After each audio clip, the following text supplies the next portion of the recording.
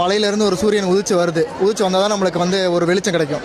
அந்த மாதிரி அந்த டிஎம்கே பார்ட்டி தமிழ்நாட்டை ரூல் பண்ணாதான் ஒரு வெளிச்சம் கிடைக்கும் அப்படின்ற ஒரு கான்செப்டில் அவங்க வச்சுருக்காங்க சின்னத்தை. ஆனால் அந்த மலைகளே இல்லாமல் உடச்சி வெட்டி வித்துட்டு இருக்காங்கன்னு குற்றச்சாட்டுகளும்.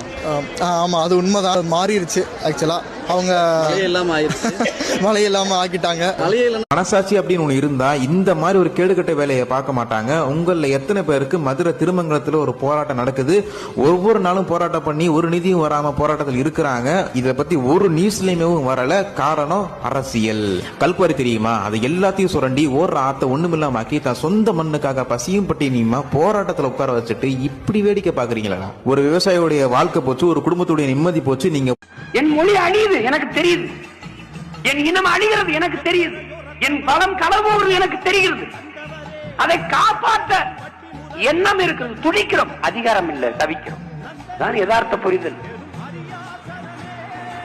அது புரியாம பாசிஸ்டுகள், சாவனிஸ்டுகள், டெரரிஸ்டுகள். ஒரு கவிஞன் எழுதியிருக்கிறான், என் வீட்டை இடித்தவன் தடுக்க போராடிய என்னை பயங்கரவாதி என்றான். என் கண்முன்னே என் தங்கையை வன்புணர்வு செய்து கொலை செய்தவன் தடுக்க போராடி என்னை தீவிரவாதி என்றான். என் நாட்டை அழித்தவன் தடுக்க போராடி என்னை பயங்கரவாதி என்றான். அப்படி சொல்லிக்கிட்டே வர்றான்.